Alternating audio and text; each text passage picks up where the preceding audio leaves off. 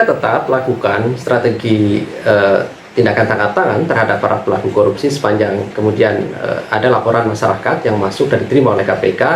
Kami lakukan verifikasi, kami lakukan telaahan layak untuk ditindaklanjuti dengan cara menangkap para pelakunya dan mengamankan barang bukti untuk diproses pada penegakan hukumnya. Namun demikian perlu juga kami sampaikan, saat ini strategi pemberantasan korupsi yang KPK kembangkan dilakukan dengan 3 cara. Yang pertama pendidikan anti korupsi, yang kedua pencegahan, dan yang ketiga penindakan. Dan korupsi itu sendiri bisa terjadi karena banyaknya kesempatan ya, dan niat terutama integritas dari para penyelenggara negara itu yang sangat diragukan.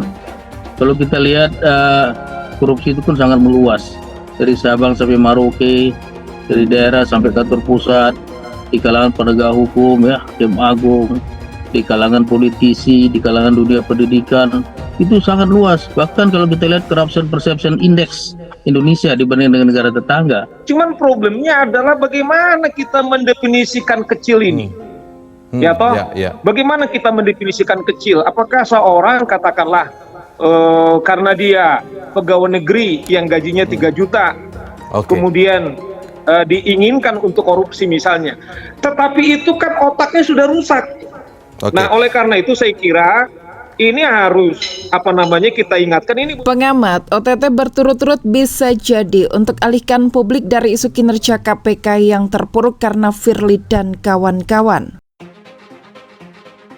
Ketua Pusat Kajian Anti Korupsi Universitas Gadjah Mada atau Pukat UGM Toto Dwidiantoro menyebut 3 operasi tangkap tangan atau OTT yang digelar Komisi Pemberantasan Korupsi atau KPK dalam 8 hari ini harus diapresiasi.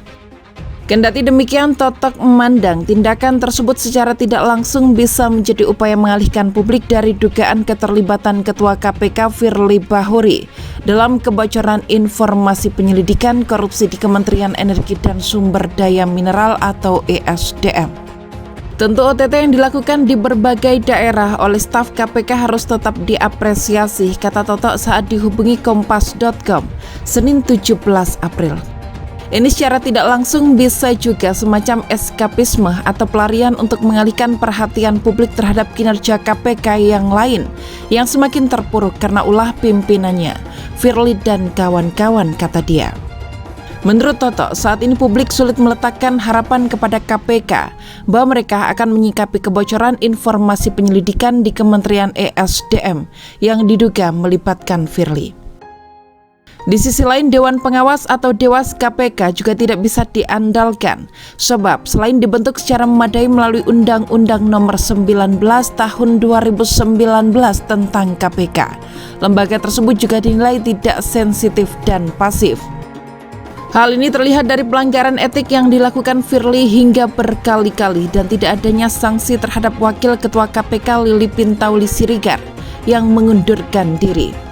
Padahal tindakan Firly untuk pembocoran informasi penyelidikan itu sudah bisa dikualifikasikan sebagai pidana, tutur Toto.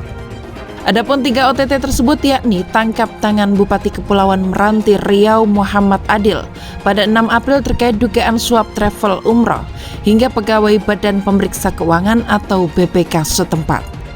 Kemudian tangkap tangan pejabat Direktorat Jenderal Perkeretaapian atau DJKA pada 11 April terkait proyek pembangunan dan perawatan jalur kereta api. Terbaru, OTT Wali Kota Bandung Yana Mulyana pada 14 April terkait dugaan suap proyek pengadaan CCTV dan jasa internet untuk program Bandung Smart City. Sebelumnya, dalam penggeledahan di kantor Kepala Biro atau Kabiro Hukum Kementerian ESDM, M. Idris Froyoto Sihito, tim penyidik KPK mendapati dokumen informasi penyelidikan dugaan korupsi pada tata kelola ekspor dan izin pertambangan di Kementerian ESDM. Idris disebut mengaku mendapatkan dokumen itu dari Menteri ESDM Arifin Tasrif dan berasal dari Firly Bahuri. Wakil Ketua KPK Nurul Gufron meminta masyarakat percaya KPK akan menindak tegas dan profesional terhadap anggotanya jika memang terlibat membocorkan informasi penyelidikan. KPK akan menyelidiki dugaan pelanggaran yang dilakukan oleh oknum tersebut. Percayalah, kalau ada pihak internal KPK yang kemudian diduga menghalangi penyidikan, KPK akan tetap melakukan kegiatan penyelidikan atas apapun yang dilaporkan, kata Gufron saat ditemui awak media di gedung KPK Minggu 16 April dini hari.